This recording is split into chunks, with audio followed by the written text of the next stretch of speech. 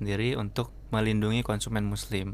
Mm-mm. Seperti yang ada di luar negeri ya, untuk mencari pangan halal itu agak sulit. Oke. Makanya diadakan sertifikat halal ini untuk melindungi konsumen muslim yang di nasional ataupun internasional Mm-mm. dalam memilih pangannya mereka. Oke.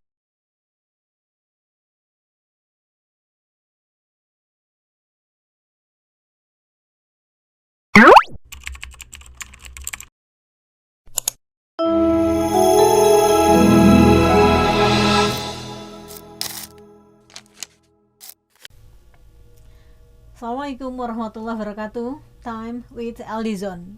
Makan adalah kebutuhan setiap makhluk hidup. Namun, sebelum kita memakan sesuatu makanan, diperlukannya kita untuk mengetahui halalkah, baikkah makanan ini untuk tubuh kita. Narasumber kami kali ini seorang pemuda yang berprofesi sebagai penyelia halal. Yang mana penyelia halal ini tugasnya memastikan kepatuhan sebuah produk makanan ini layak atau tidak untuk dikonsumsi oleh masyarakat. Nah, baik, kita dengarkan bersama penjelasan dari Zalfadiah Noval Fayed. Assalamualaikum Bang Noval. Dengan profesi sebagai penyelia halal, mewakili dari sebuah lembaga LPH, lembaga pemeriksa halal sebuah produk makanan, Bang Noval bagaimana nih bisa terjun di bidang halal dan haramnya sebuah produk makanan ini, yang mana Bang Noval mewakili dari lembaga LPH, lembaga pemeriksa halal sebuah produk makanan, dan juga dari BPJPH. Singkat kata, setelah lulus SD, saya lanjut ke Pondok Pesantren Darul Qalam. Selama 6 tahun mengabdi dan belajar di pondok pesantren.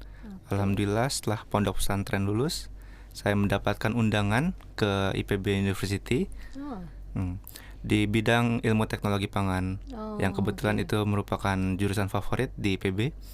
Nah, selama berkuliah 4 tahun, saya aktif di bagian komunitas mahasiswa, panahan, dan juga halal.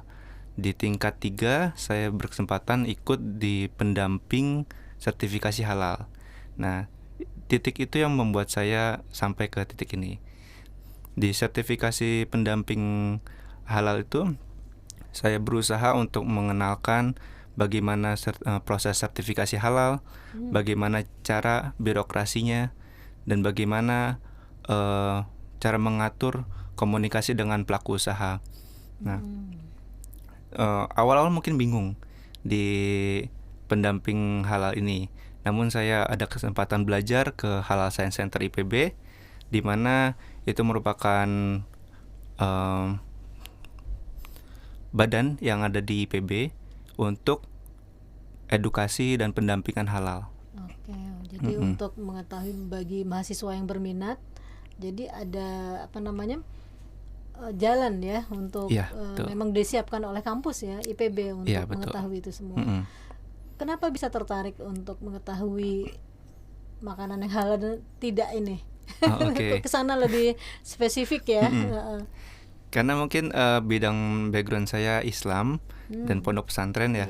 Jadi saya lebih tertarik ke halal food dan juga toy food ya pasti ya. Bagaimana proses pangan itu dinyatakan halal ataupun tidak, bagaimana proses pangan itu dinyatakan berkualitas atau tidak. Nah, dalam Islam sendiri selain halal itu ada toib. Toib itu artinya ya baik lah. Dimana walaupun kita tahu produk-produk tersebut berasal dari pangan halal, tapi juga kita harus tahu bagaimana proses produksinya, apakah diolah dengan baik atau tidak. Nah, dalam pembelajaran di Halal Science Center IPB itu, saya berusaha untuk belajar dan berkenalan dengan beberapa kawan di Halal Science Center yang alhamdulillah dipercaya untuk mendampingi beberapa UMKM. Walaupun waktunya itu tidak setiap saat, tapi ada saja undangan dari Halal Science Center untuk mendampingi UMKM. Oke. Nah, jadi melalui di kampus inilah ya, di Halal Center IPB ini banyak yang Noval jadi tahu seluk-beluknya.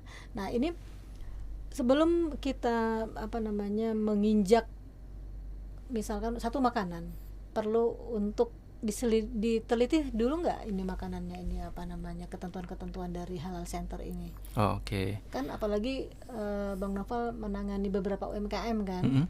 Nah, ini kan mungkin ada persyaratan tertentu yang diberikan untuk UMKM ini. Oke. Mungkin untuk persyaratan sertifikasi halal sendiri kita harus tahu produknya itu seperti apa. Nah, dari produk itu ada klasifikasi bahan baku atau klasifikasi baku lapangan usaha Indonesia atau kita sebut KBLI. Nah, dari KBLI tersebut kita bisa tahu apakah KBLI tersebut bisa masuk jalur self declare atau harus jalur reguler. Nah, itu lanjut ke pertanyaan selanjutnya mungkin ya, terkait self declare dan reguler. Nah, tapi singkat kata dari self declare sendiri karena mandiri atau secara sukarela gitu ya, pasti dipastikan bahwa resikonya rendah, di mana produk tersebut untuk kehalalannya dijamin lebih tinggi gitu daripada reguler. Gitu. Jadi memang sebagai peneliti lah ya, Noval ya, peneliti kemudian yang menyangkut masyarakat luas ya kan. Tante lihat ini banyak prestasi nih. Kita keep dulu yang tadi pertanyaan lanjutannya ya. Itu ada penghargaan banyak sekali itu. Kemudian pengalaman kerja ya. Itu pernah menjadi QC di mana itu? Tante lihat ya. Kemudian dapat penghargaan dari Universitas Tokyo. Ya. Universitas Tokyo sebenarnya saya ikut course di Universitas Tokyo. Itu ya summer course. Tapi untuk penghargaan sebenarnya bukan penghargaan sih. Ya. Itu ada yang pernah ikut dalam top 10 top 10 yang exchange itu seperti itu. Kemudian meraih bisa ISO berapa ribu itu. Ya kan, itu gimana tuh bisa meraih itu semua? Oke. Untuk yang top 10 exchange itu ya yang tadi yang summer course dari satu departemen atau satu jurusan disaring dan dapat kesempatan untuk ikut exchange tersebut walaupun exchange-nya online karena COVID juga waktu itu berkesempatan. Lalu untuk yang ISO sebenarnya saya bukan sertifikasi ISO. Tapi mengarah ke sana, saya tahu bagaimana sertifikasi ISO. Saya bergabung dengan komunitas Indonesia Quality Institute, bergabung juga dengan komunitas LPH Hidayatullah, di mana saya sebagai auditor halalnya juga. Dari pendamping halal saya upgrade ke penyelia halal, lalu upgrade ke auditor halal. Saat ini aktif di penyelia halal di perusahaan saya yang sekarang, dan aktif juga di auditor halal di LPH Hidayatullah. Masya Allah ya, banyak sekali nih ya prestasinya ya. Jadi memang ketika kita fokus dalam satu hal ya kan, yang kita sukai nih pasti yang disukai kan, ini kan. Nah, berarti Allah berikan kemudahan, diberikan jalan ya. Nah, sebagai anak muda ini kan bersemangat untuk memberikan menjadi orang yang bermanfaat lah ya sebagai manusia. Ini kan luar biasa sekali nih untuk dengan usia masih 24 ya. Udah bercita-cita untuk menjadi orang yang bermanfaat untuk orang banyak, memberikan yang terbaik ya kan kepada masyarakat. Nah, untuk sertifikasi halal ya banyak sekali kan sebelumnya BP POM kalau nggak salah namanya, atau masih BP POM itu atau beda lagi sekarang? BPJPH ya kan. Nah, ini kan banyak sekali masyarakat yang ingin mendapatkan sertifikasi halal ini, ya enggak?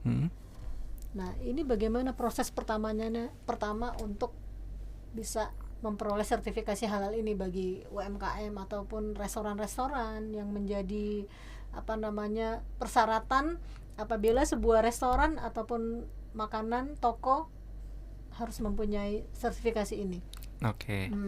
Mungkin kita mulai dari sejarah dulu ya. Dulunya sertifikasi halal ini sukarela yang dikeluarkan oleh MUI, POM MUI, di mana itu sebagai nilai tambah suatu produk gitu. Namun seiring berjalannya waktu, sertifikat halal ini menjadi kewajiban mandatory, dan apalagi nanti tahun 2026 Oktober semua perusahaan besar importir wajib sertifikasi halal. Itu. Nah, di tahun 2022 atau 2023 itu mulai dibentuk Badan BPJPH, di mana fungsinya untuk mengeluarkan sertifikat halal. Namun badan sebelumnya ikut andil atau enggak, MUI itu ikut. Karena nanti di proses sertifikasi halal ada namanya sidang fatwa. Sidang fatwa tersebut dihadiri oleh MUI dan BPJPH juga tentunya. Nah, untuk mendapatkan sertifikat halal, yang pertama kita harus tahu bidang usaha kita di mana, produk kita seperti apa. Nah, setelah dapat produknya seperti apa, kita mencari tahu klasifikasi masuk kemana. Seperti yang saya sebutkan tadi ya, ada jalur self declare dan ada jalur reguler. Nah, dari klasifikasi bahan baku tersebut kita bisa mengetahui apakah kita bisa menggunakan self declare atau reguler. Dan di NIB sendiri atau nomor induk berusaha itu tertulis apakah perusahaan kita itu masuk ke kategori kecil, mikro, menengah atau besar. Nah, itu mempengaruhi dengan harga sertifikasi halal sendiri. Oke. Jadi sudah ada ketentuan ya. Jadi restoran ataupun UMKM harus sudah mengetahui klasifikasi ini dulu ya sebelum mengajukan. Betul. Untuk sertifikasi ini ada biayanya nggak? Ya, betul, ada biayanya. Tadi awalannya gratis ya. Sukarela, ternyata sekarang berbayar. Oke. Kemudian sertifikasi ini kan kalau secara logika kita secara logika manusia lah, secara yang gampang, kenapa tidak membuat sertifikasi haram gitu? Kan sebenarnya kan makanan itu lebih banyak yang halal dibandingkan yang haram gitu ya nggak? Ini gimana Noval?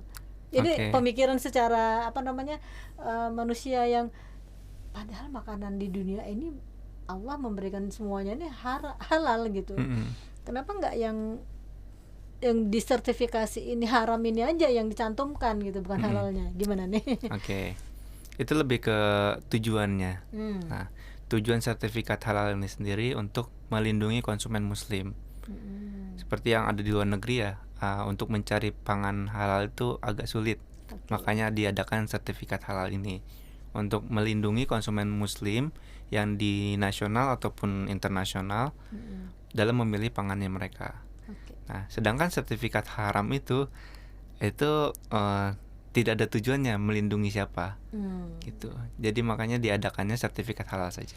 Bukannya sama aja itu untuk sertifikat haram, berarti untuk orang-orang yang muslim ini nggak boleh dimakan, nggak boleh dibeli gitu, nggak bisa, atau boleh mungkin diusulkan ya kan kepada BPJH gitu. Ini haram, udah nyata-nyata kan berarti haram, larangan. Karena seperti kita makan di restoran, kadang-kadang kan walaupun dia sudah sertifikat halal, kadang pelayannya ngasih tahu, Bu, ini lebih baik tidak di sini, ada forknya gitu. Nah, berarti kan itu diperlukan kejujuran ya nggak, bagi betul. Sebuah untuk konsumen dari restoran gitu. Ya, betul. Nah, ini mungkin juga perlu juga bahwa ini ada haramnya gitu. Jadi kita yang muslim ini kan tidak terjebak saat masuk ke restoran itu.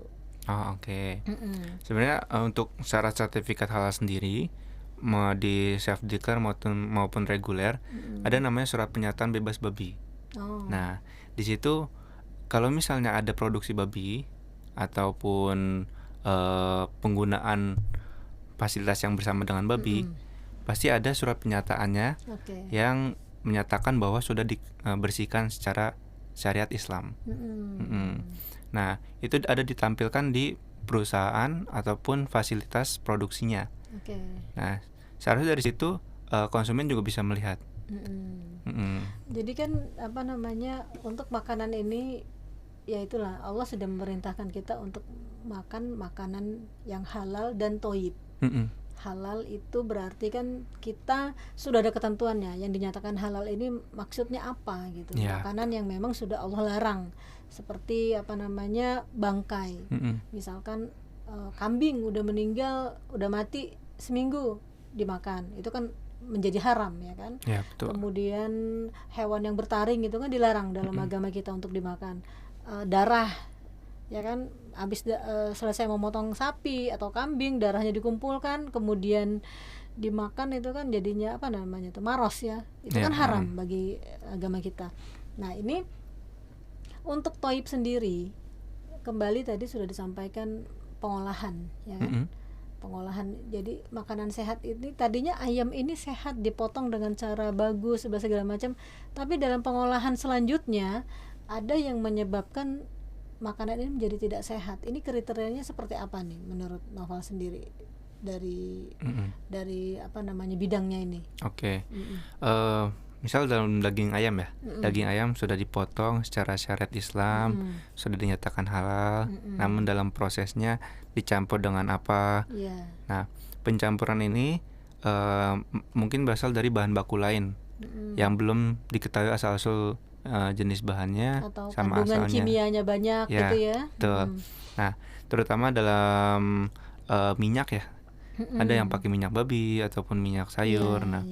Dari situ makanya sertifikat halal sendiri ada dalam persyaratannya itu, selain produk sudah diketahui produk, bahannya juga harus diketahui asal usulnya maupun sertifikat halalnya apakah sudah ada atau belum. Nah, jika sudah ada, itu dinyatakan aman. Tapi jika belum ada, kita harus menelusuri lebih lanjut. Itu dari speknya, dari surat pernyataan produsennya, dari MSDS-nya. Nah, itu harus dicek apakah sudah aman atau belum. Nah, jika belum, itu sertifikat halal tidak bisa dilanjutkan. Mau nggak mau harus ganti dengan supplier lainnya. Oke, gitu ya. Jadi untuk BPJH sendiri pernah nggak melakukan sidak tiba-tiba gitu? Oh, pasti perlu. Nah, ya kan? Karena banyak sekali kan, seperti di sekolah-sekolah itu banyak jajanan-jajanan yang kandungan-kandungan itu sebetulnya sudah sangat berbahaya bagi anak-anak ya, terutama anak SD, TK gitu ya. Nah, ini perlunya perhatian. Nah, untuk dari BPJH sendiri secara luas, apa yang memberikan selain sertifikasi yang dikeluarkan, kemudian manfaatnya bagaimana nih untuk yang sudah mendapatkan sertifikasi ini? Oke. Manfaatnya yang pertama legal, karena mandatory di Indonesia.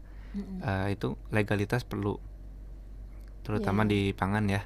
Nah, dan yang kedua, untuk beberapa UMKM yang ingin naik untuk menjadi supplier di perusahaan besar, itu sangat diperlukan. Karena perusahaan besar pasti make persyaratannya, salah satu sertifikat halal. Apalagi sertifikat halal BPJPH. Nggak sedikit perusahaan besar yang menolak sertifikat halal luar negeri karena pengurusannya memang lumayan rumit dan juga dokumen-dokumen yang diperlukan lebih banyak. Iya. Gitu. Iya kan, karena akhir-akhir ini pemerintah menggalakkan untuk sertifikasi halal produk-produk luar, ya kan? Iya. Itu sebetulnya perlu sekali loh untuk masyarakat kita ya. Nah, kemudian dalam pelaksanaan pemberian sertifikat, kemudian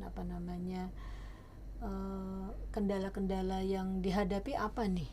Pernah untuk dalam pemberian, sebelum mengeluarkan sertifikat ini, pernah umumnya mengalami kendala apa nih? Kendala ya. Kendala yang pertama pasti dari biaya. Banyak pelaku usaha, terutama pelaku usaha yang kecil ya, keberatan dengan biaya yang ditetapkan oleh pemerintah. Makanya pemerintah mengadakan kuota self declare yang gratis. Nah, itu fungsinya untuk meringankan pelaku usaha. Nah, pelaku usaha juga walaupun sudah dikasih kuota gitu ya, terkadang agak masih ragu. Karena ini benar gak sih, penipuan apa enggak sih? Nah, saya pernah mendapatkan pelaku usaha yang meragu seperti itu. Saya mempersilahkan, silakan Bu, cari tahu dulu saja Jika memang sudah yakin, boleh langsung hubungi saya. Gitu. Lalu untuk yang sertifikat halal sendiri itu, jika memang sudah terbit, itu bisa dikembangkan. Jadi nomor halalnya harus ganti atau enggak sih? Nggak perlu kalau misalnya mengambil jalur reguler. Jadi itu tidak ada masa berlakunya. Misalkan ketika kita pengajuan, ini sertifikat halal ini berlaku sampai 3 tahun, 5 tahun tuh enggak? Tidak seperti itu? Iya. Udah nggak ada masa berlaku sekarang. Makanya sertifikat halal luar negeri kan masih ada masa berlaku, sedangkan halal BPJPH sudah tidak ada ya. Nah, itu salah satu nilai tambah di Indonesia. Banyak pelaku usaha importir luar negeri berbondong-bondong untuk daftarkan di BPJPH karena masa berlakunya tidak ada. Gitu. Berarti kan pengurangan biaya berarti ya. Ya, betul. Berapa sih kira-kira pengurusan sertifikat halal ini? Tergantung klasifikasi usahanya sama produknya. Jadi untuk makanan ringan atau restoran itu beda-beda. Beda-beda, ya. Ya. Jadi seperti UMKM gitu kan banyak sekali ya mereka, karena UMKM ini kan diwajibkan untuk mempunyai sertifikat halal. Ya, betul. Nah, apabila kendala mereka ini di biaya, ini bagaimana nih? Ada keringanan tidak dari BPJH untuk UMKM ini? Oke. Untuk biaya sendiri dari BPJPH sudah menetapkan harga yang sudah oke lah menurut saya ya. Di mikro itu sekitar 200 sampai 300. Ya. Tapi yang mahal itu di bagian inspeksi LPH. Nah, LPH sendiri banyak di Indonesia. Silakan Bapak dan Ibu bisa pilih LPH-nya sendiri. Maupun itu LPH LPPOM, LPH IPB, LPH Hidayatullah, silakan. Namun pasti harganya beda-beda. Nah, namun di peraturan pemerintah sendiri sudah menetapkan batas maksimum untuk pembayaran tersebut. Setahu saya pembayarannya ada beberapa tipe. Yang pertama biaya registrasinya. Yang kedua biaya inspeksi. Yang ketiga biaya UHPD.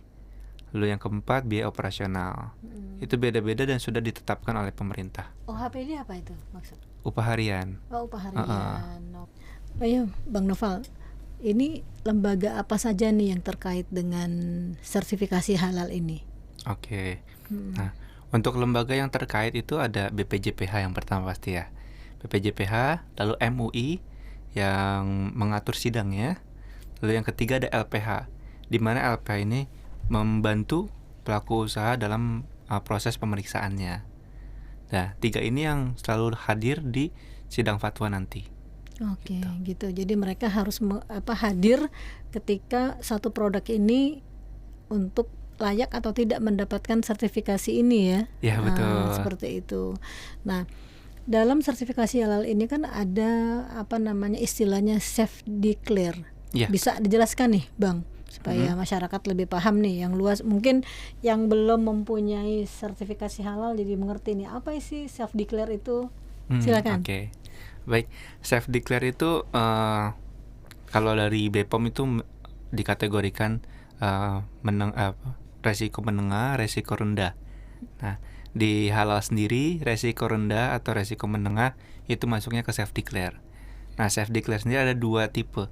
Yang pertama self declare dari pemerintah, dan yang kedua self declare mandiri. Nah, self declare dari pemerintah ini tergantung pembiayaan dari pemerintah, apakah anggaran APBN-nya cukup atau tidak, dan apakah tersedia kuotanya. Makanya sekarang masih ada kuotanya. Jika memang mau memanfaatkan, silahkan Bapak dan Ibu untuk mendaftarkan self declare yang dari kuota pemerintah.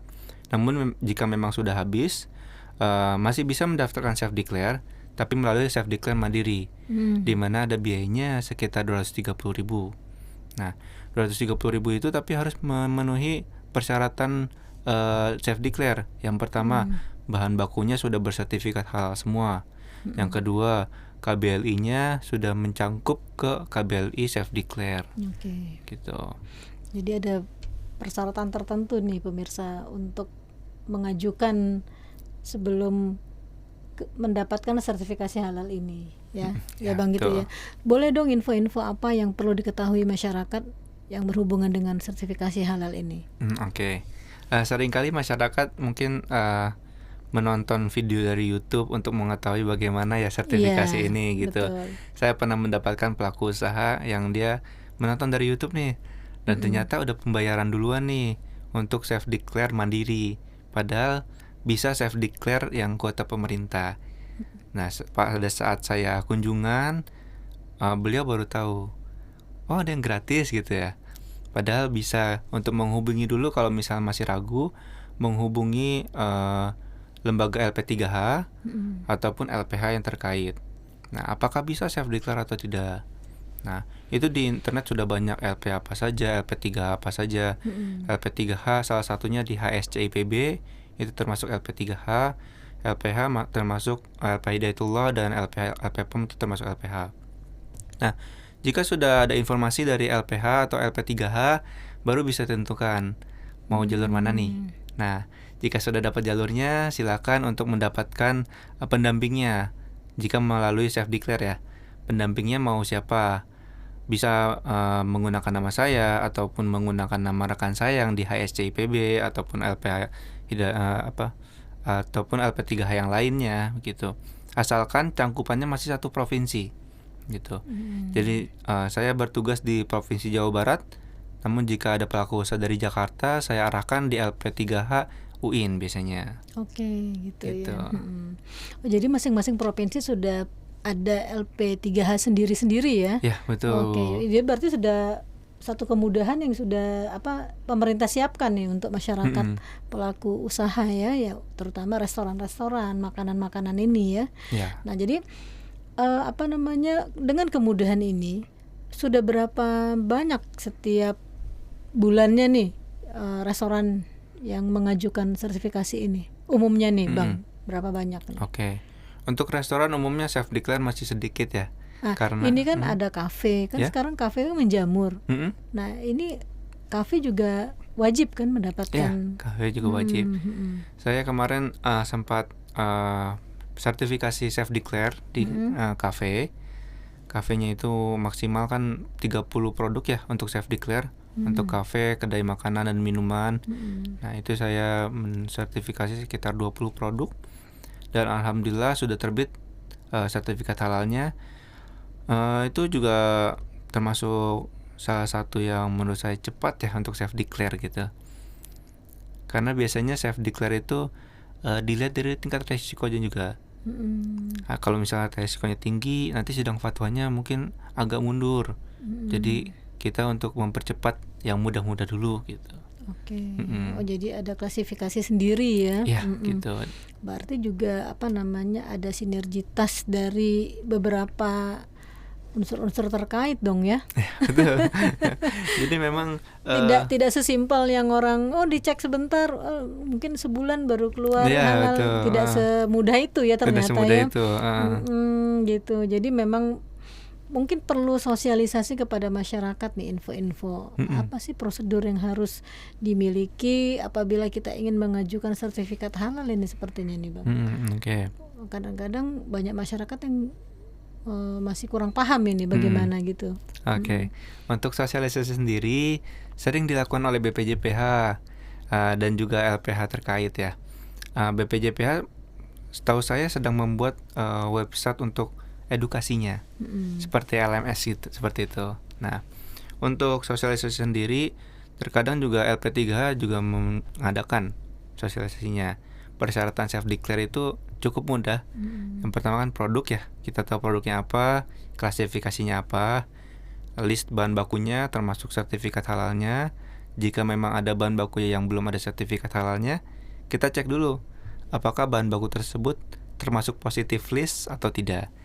Nah, positive list itu yang dijamin kehalalannya. Contohnya kayak bahan tambang, garam, terus juga contohnya kayak makanan laut, ikan. Itu sudah pasti halal. Nah, itu masuk ke positive list. Gitu. Lalu yang ketiga, itu proses seperti apa? Proses cukup gampang, tidak perlu flowchart semacam itu yang ribet.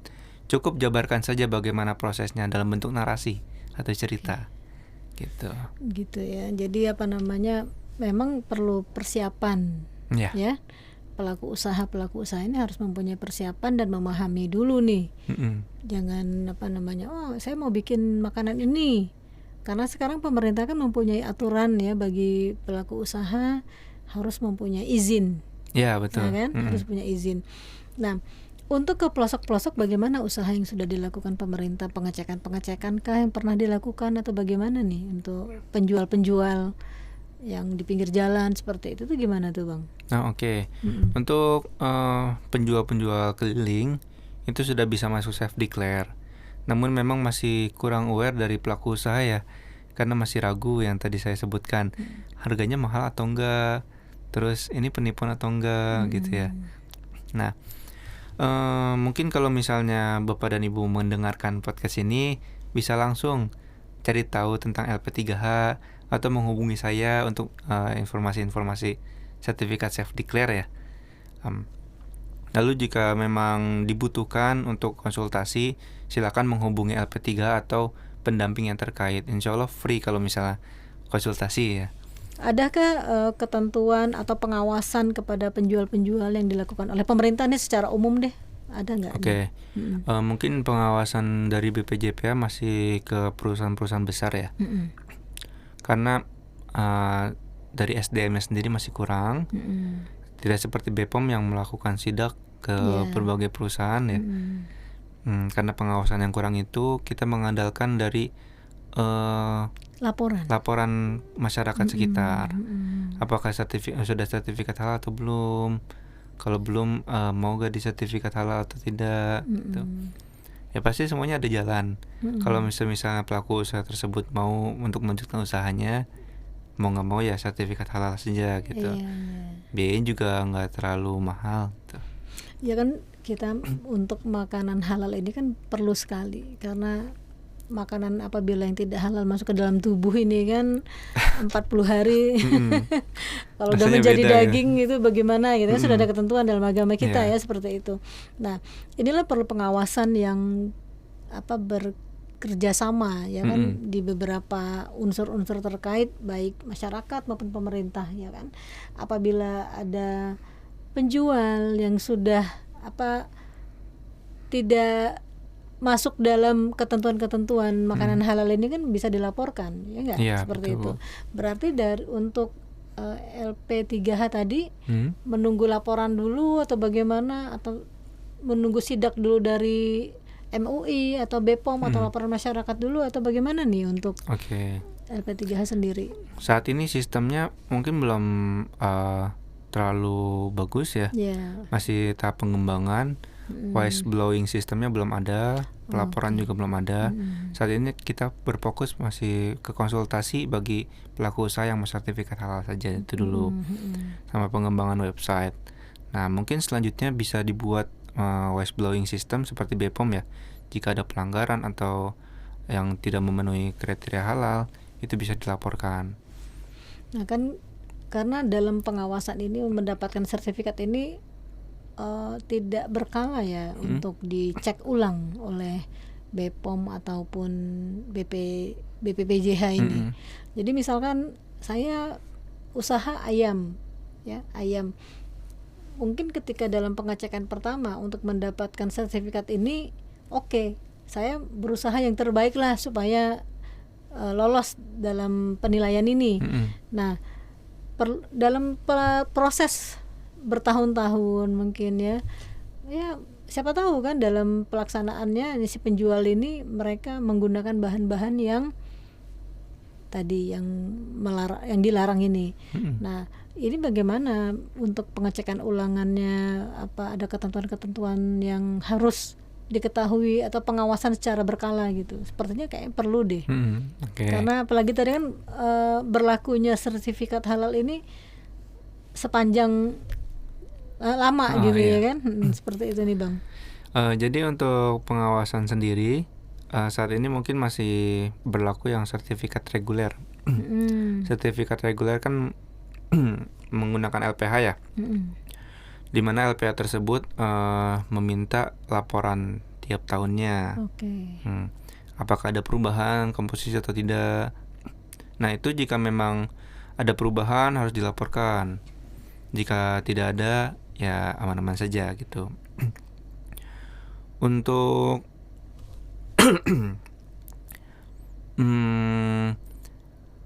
pelaporan sendiri, pergantian produk seperti itu harus mengemailkan ke BPJPH. Misal ganti supplier, BPJPH. Namun saat ini belum ada aturan tertulis dan belum ada ketentuan kewajiban seperti itu.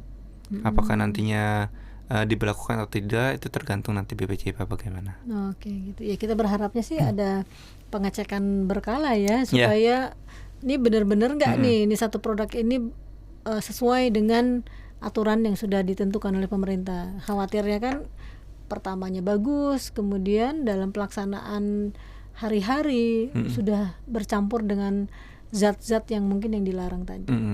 Nah seperti itu. Bagaimana sih perjalanannya hingga sampai di titik ini untuk menggeluti dunia halal dan haram ini? Seperti itu. Halnya kan saya di tingkat akhir ya, fokus ke pendamping halal. Nah, singkat kata setelah lulus saya aktif di project dosen, di mana saya mengembangkan produk minuman ready to drink sambil saya menggeluti pendamping halal ini.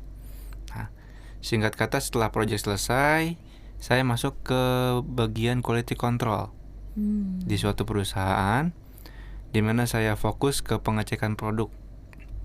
QC ya? Ya, QC. Setelah itu saya beralih ke perusahaan yang saya sekarang, di mana saya bertugas sebagai regulatory. Saya fokus ke BPOM. Sekarang fokusnya ke BPOM dan halal. Nah, saya banyak belajar di pengalaman sebelumnya di halal, bahwa sertifikasi halal itu tidak boleh diremehkan, tidak mudah dan juga tidak sulit. Gitu. Pasti ada ketentuan yang ditetapkan oleh pemerintah. Oleh karena itu saya juga diamanatkan untuk belajar kembali halal, dan alhamdulillah sudah bersertifikat penyelih halal gitu ya.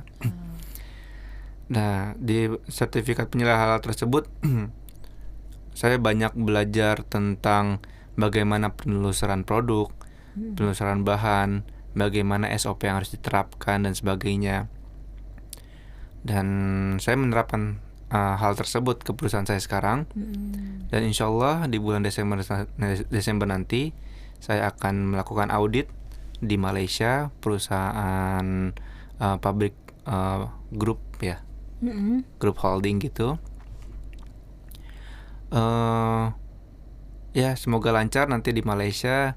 Dan juga setelah saya sertifikasi penyelih halal, saya juga ditawarkan oleh HSCIPB.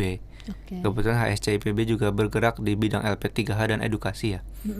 Nah, kebetulan ada sertifikasi auditor halal. Saya ikut pelatihannya. Jadi ada tingkatannya ya? Iya, gitu. Penyelih halal, kemudian sebagai editor, kemudian setelah itu atau beda atau sama? Beda. Jadi penyelih halal tersebut yang menerapkan sistem halal di suatu perusahaan. Kalau auditor yang mengeceknya, apakah jadi, sudah sesuai atau belum. Itu yang akan nanti berangkat ke Malaysia Desember ini ya? Yang Desember nanti saya sebagai yang menerapkan sistem. Jadi mereka belajar ke Bang Noval gitu ya, seperti itu. Ya begitu. Jadi sebagai ini dong guru ya nanti ke sana ya. Waduh senang sekali. Semoga sukses lancar amin. Di sana. Jadi ya itu tadi ya, kembali ternyata sertifikat internasional itu memang diperlukan ya. Nah berarti mereka belajar dari kita, enggak? Ya, betul. Boleh dong cerita lagi lanjut mengenai editor tadi. Auditor ya. Nah, saya kata setelah pelatihan auditor halal dilaksanakan dan sudah dinyatakan lulus, saya mendaftarkan di LP Hidayatullah.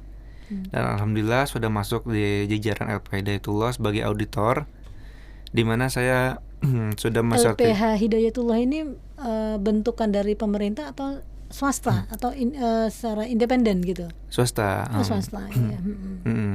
Jadi kan ya setara dengan LP POM lah ya, seperti itu. Gitu, oke.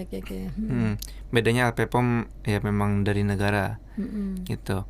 Nah, sudah masuk jajaran auditor, saya juga sudah mengaudit beberapa pelaku usaha, itu dari mikro maupun menengah.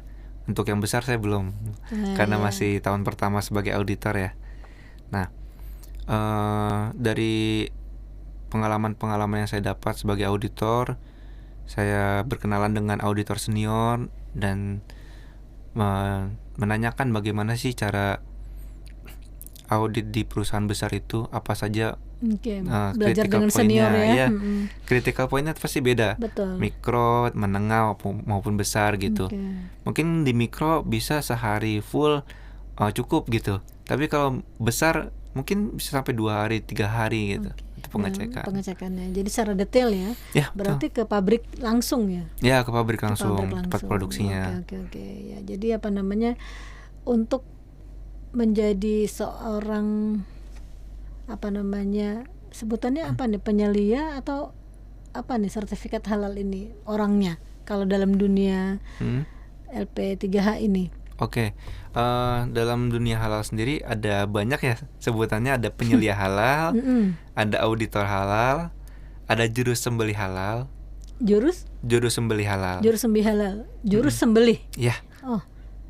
Maksudnya gimana nih? Juru sembelih halal itu khusus untuk rumah potong hewan. Oh, RPH. Ya. Jadi rumah potong hewan yang mau sertifikasi halal harus punya sumber daya yang sudah berkompetensi di bidang juru sembelih halal. Oke, jadi mereka harus mempunyai orang yang sudah bersertifikasi, ya? Bersertifikat pelatihan cukup. Pelatihan RPH ya. Ya. Oh, jadi seperti itu. Kita baru tahu juga nih pemirsa ya, ternyata ada ketentuan-ketentuannya bagi rumah potong hewan apabila ingin membentuk sebuah RPH ya, ada persyaratannya. Berarti perlu disosialisasikan lagi nih, Bang Noval ya. Ya mungkin dari sebagian orang sudah paham, cuma bagi orang awam mayoritas sepertinya belum banyak mengetahui ketentuan-ketentuan ini ya. Kita tertarik nih dengan RPH rumah potong hewan tadi nih. Bisa dijelaskan bagaimana untuk mendapatkan sertifikatnya ini, Bang? Oke. Yang pertama pasti dilihat jenis hewannya seperti apa. Nah, dapat hewannya dari mana? Lalu yang kedua, cara potongnya bagaimana? Nah, cara potongnya sendiri kan harus dengan orang yang sudah berkompeten. Nah, makanya itu ada pelatihan juru sembelih halal, di mana yang motong ini harus sudah ikut pelatihan tersebut. Nah, setelah ikut pelatihan tersebut, menerapkan cara potongnya bagaimana? Contohnya, kalau kita pakai pisau tumpul, itu kan dilarang. Nah, kita harus pertajam dulu. Nah, makanya ada SOP pertajam pisau itu. Oh, ada lagi, beda lagi. SOP kan standar operational procedure. Harus ada SOP. tuh SOP untuk mempertajam pisau berapa kali seminggu atau berapa kali per hari. Gitu. Nah, jika sudah cara potong sudah oke dan sudah baik, nah setelah pemotongan diapain? Apakah langsung dibungkus atau langsung dikirim gitu? Itu juga mempengaruhi, terutama dalam distribusi. Nah, kalau distribusinya di truk yang sama dengan potong babi itu tidak boleh, harus terpisah. Nah, itu yang jadi titik kritikal di rumah potong hewan tersebut. Jadi ada ketentuan juga ya, nggak semata-mata potong, nggak taunya itu juga berlaku untuk ini ya, ayam sama. Iya, ayam juga sama. Oh gitu. Berarti memang untuk RPH ini baik ayam, kambing ya, domba ini atau sapi sama berarti ketentuannya ya, SOP-nya ya. Nah, baik. Ini kan berarti adalah salah satu rangkaian ya. Rangkaian di mana adalah mata rantai kita untuk mendapatkan makanan sehat itu, ya enggak? Ya, betul. Ya kan? Seperti misalkan ayam. Ayam ini kan juga mereka tumbuh dikasih makanan. Nah, makanannya pun perlu diperhatikan dari asal masal makanan ini apa ya, nggak bahannya apa ya, nggak seperti itu ya kan, makan ayam, sapi, domba ini apa. Nah, halalkah berarti itu sudah menjadi salah satu SOP yang ditentukan oleh yang harus dimiliki oleh RPH, ya kan? Betul. Nah, seperti itu. Nah, dengan kaitan kemudian mata rantai ini, barulah walaupun di RPH tetap pendistribusian pun perlu diperhatikan.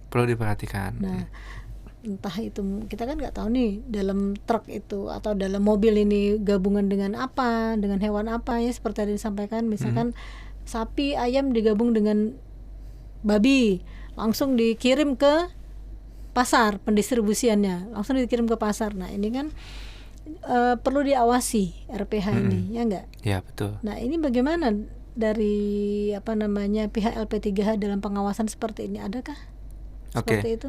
Biasanya beberapa perusahaan RPH sudah bekerja sama dengan vendor yang distribusi. Nah, vendor distribusi tersebut yang kita juga harus sertifikasi halal. Oh, gitu. Menerapkan SOP tersebut atau tidak. Kadang kan memang kalau misalnya belum menerapkan, ya pasti ada pencatatannya. Oh, mobil ini dengan plat nomor ini berangkat pada tanggal ini, mengangkut barang apa saja. Nah, ketahuan dari situ. Itu fungsinya auditor untuk mengecek dokumen-dokumen histori yang sudah dilaksanakan. Dokumen pengangkutan barang, dokumen penerimaan barang, dokumen proses barang, itu harus dicek. Oke. Jadi memang dalam pengawasan, ya. Ya, betul. Ya, memang dituntut juga pelaku usaha ini adalah mesti jujur, ya. Supaya berkah. Karena ya itu tadi, halal dan haram tadi kan kaitannya. Nah, ini tadi ruang lingkup mengenai LP3H. Nah, untuk tren halal secara global sendiri ini bagaimana nih Bang Noval saat ini? Oke. Karena halal sudah mau mandatori ya di 2026 nanti. Itu barang-barang impor sudah ada mandatori nanti tentang halal. Jadi mungkin ada larangan perbatasan halalnya untuk pangan, gitu, dan untuk barang gudang lainnya. Contohnya apa nih kalau produk dari luar negeri yang ada batasan halal dan haramnya ini bagaimana? Ada contohnya nggak? Saat ini belum, tapi nanti kemungkinan besar ada. Contohnya kayak di pangan, bahan baku tepung, atau bahan baku premix, bahan baku flavor, terutama flavor gitu ya. Mungkin nanti ada perbatasan, larangan perbatasan, ataupun mungkin nanti ada ketentuan bahwa produk ini nih nggak ada label non halal. Kalau nggak ada label non halal, harus ada sertifikat halalnya. Mungkin ada seperti itu ke depannya. Ya, jadi memang perlu kerjasama, ya. Jadi tadi terkait dengan berarti bea cukai juga dong ya, terkait ya imigrasi gitu ya. Lebih ke balai karantina kayaknya. Balai karantina. Oke. Nah, jadi Bang Noval, dalam pengalaman selama ini mungkin ada nggak dari pelaku-pelaku usaha ini yang merasa kesulitan atau perlu bantuan yang lebih kepada LP3H ini? Oh, banyak, itu pasti banyak. Ya, banyak. Jadi dalam pembinaannya seperti apa nih yang dilakukan dari LP3H?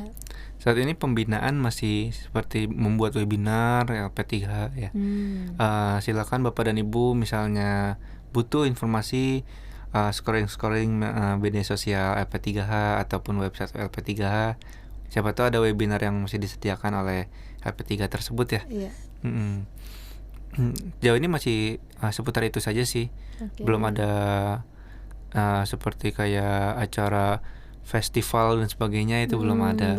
Mungkin perlu ya lain kali ya. Sepertinya harus sosialisasi kepada UMKM terutama nih, ya enggak, kemudian ke masyarakat luas supaya tahu apa nih LP3H, BPPJH tadi, ya kan. Mungkin ada orang yang ingin mendapatkan sertifikat halal ini, ya tadi tidak tahu caranya kemana. Untuk Jawa Barat sendiri di mana nih untuk pendaftarannya? Ke Bogor tadi? Oke. Jawa Barat ada banyak. Salah satunya di Bogor IPB, LP3H-nya juga ada, LPH IPB juga ada. Terus di Taskia ada. Universitas Taskia. Sentul? Iya, Sentul juga ada. Nah, terus juga di mana lagi ya? UIN Bandung ada. Oh, banyak ya. Jawa Barat. Rata-rata yang di sekitar universitas lah. Itu pasti ada LP3 dan LPH. Oh, jadi memang disediakan oleh ini ya, universitas masing-masing ya. Iya. Karena sekalian untuk mahasiswanya praktek secara langsung ya, nggak secara nyata, kerja nyata ya. Nah, pengalaman dari Bang Noval sendiri ini untuk bisa yakin ini pilihanku loh, pekerjaan yang memang sepertinya memang passion saya itu gimana untuk menentukannya sendiri? Oke. Yang pertama mungkin saya suka prosedur ya. Saya orangnya prosedural, jadi saya selalu mengulik SOP, peraturan pemerintah dan sebagainya. Saya juga suka berkomunikasi dengan banyak orang, terutama birokrasi ya. Kadang-kadang juga sering konsultasi ke BPOM, bagaimana sih cara dapat izin edar yang baik, bagaimana sih cara dipercayai oleh BPOM. Karena saat ini tuh kebanyakan birokrasi Indonesia itu masih meragukan dari pelaku usaha, ini mendaftarnya benar apa enggak, jujur atau enggak. Nah, BPOM juga mengakui seperti itu. Makanya ada tingkat resiko menengah, rendah, dan tinggi kan. Nah, jika memang sudah oke gitu, sudah dipercayai, mungkin tingkat resiko menengah itu langsung diloloskan oleh BPOM. Nah, saat itu PR-nya seperti itu. Bagaimana caranya orang Indonesia jujur? Nah itu harus ya. Masa nggak dipercaya oleh masyarakatnya sendiri gitu ya kan? Memangnya sih banyak kejadian seperti itu. Katanya juga kalau ke BP POM itu mahal biayanya, sampai sekian gitu kan. Jadi orang udah takut. Nah sementara ini kan adalah pelayanan masyarakat sebetulnya ya kan? Betul. Seperti itu. Untuk konsekuensi perusahaan jika melanggar aturan ini apa nih Bang Noval? Saat ini belum diterapkan terlalu jauh ya untuk konsekuensi sanksi gitu ya. Tapi yang pasti yang pertama pencabutan izin halalnya. Gitu yang paling berat ya. Ya, betul. Kemudian misalkan mereka mau daftar lagi, bisa nggak mengulang atau dari awal lagi atau bagaimana? Kemungkinan besar masih bisa. Gitu untuk memperbaiki ya berarti ya. Tapi dengan proses dari awal lagi ya. Betul. Gitu. Jadi masih cukup baik ya LP3H untuk kepada pelanggaran seperti itu. Sebenarnya kita meminimalisir pelanggaran tersebut, makanya ada proses pengembangan produk. Jika memang ada pergantian supplier atau apapun itu, diharapkan melaporkannya saja. Dan jika ada penambahan produk, misalnya ada formula baru dari R&D nih, lebih baik didaftarkan saja. Gitu ya. Jadi memang diperlukan kejujuran juga dari pelaku-pelaku usaha ini ya. Dan mereka harus benar-benar dan tahu apa sih yang sudah menjadi perjanjian dengan LP3H ini ya, nggak dengan BPOM ya kan, semuanya seperti itu. Karena risikonya tinggi. Jika melanggar, yang pertama produknya susah terjual. Belum tentu produsen-produsen lainnya yang menggunakan produk yang Bapak dan Ibu produksi itu mau tanpa sertifikat halal. Nah, kadang juga pembeli juga harus aware. Apakah sertifikat halalnya ini valid atau tidak? Apakah produk ini mencakup sertifikat halal yang sudah ada atau tidak? Nah, dari situ. Oke. Jadi perlunya pelaku usaha ini memahami dulu ya produk-produk yang digunakan, misalkan bikin kue atau roti, dari bahan bakunya apa, halalkah atau tidak, karena itu kan menjadi pengecekan ketika dalam pengajuan sertifikat halal tadi ya Bang ya. Iya betul. Seperti itu. Nah baik Bang Noval, mungkin ada yang ingin disampaikan kepada masyarakat terkait produk halal LP3H, yang mana sih baiknya pemerintah ini, masyarakat ini mengetahui apa saja sih mengenai halal dan haram ini untuk mendapatkan yang terbaik. Silakan. Baik Bapak dan Ibu pemirsa, untuk sertifikat halal dan izin lainnya sendiri pasti ada prosedur yang harus ditaati. Nah, prosedur tersebut jangan dianggap beban. Cukup kita ikuti apa saja yang diperlukan, Dan jika memang masih ada yang dipertanyakan, boleh langsung ke lembaga yang terkait. Apakah perlu dokumen-dokumen yang harus kita perlukan sediakan gitu ya. Nah, jika memang mungkin kesulitan dalam pembuatan dokumen atau dalam penyusunan dokumen, itu bisa langsung ke lembaga terkait, apakah bisa dibantu atau tidak. Dan jangan khawatir tentang biaya. Biaya tersebut terjangkau insya Allah, tergantung dengan LPH yang terkait atau LP3H yang terkait. Pasti LP3H dan LPH yang terkait mempunyai prosedur pembiayaan masing-masing. Dan pastilah hindari yang namanya tangan pihak ketiga lainnya jika memungkinkan. Namun jika memang kesulitan, ya pihak ketiga sangat membantu. Iya, P3H-nya ya. Baik Bang Noval, terima kasih sudah berbincang ini di LD Zone ya. Semoga apa yang disampaikan tadi bermanfaat, amin, barokah untuk bagi yang menonton dan yang perlu informasi mengenai apakah itu halal dan haram dan bagaimana sih proses untuk pengajuan mendapatkan sertifikat halal ini tadi. Pemirsa, Allah sudah memerintahkan kita, makanlah kamu dari makanan yang baik dan halal. Nah, jadi dalam hal ini Allah sudah memberikan kita ketentuan, makanlah makanan yang halal dan baik dan juga dari rezeki yang baik agar menjadi barokah dalam tubuh kita. Terima kasih atas perhatiannya. Assalamualaikum warahmatullahi wabarakatuh.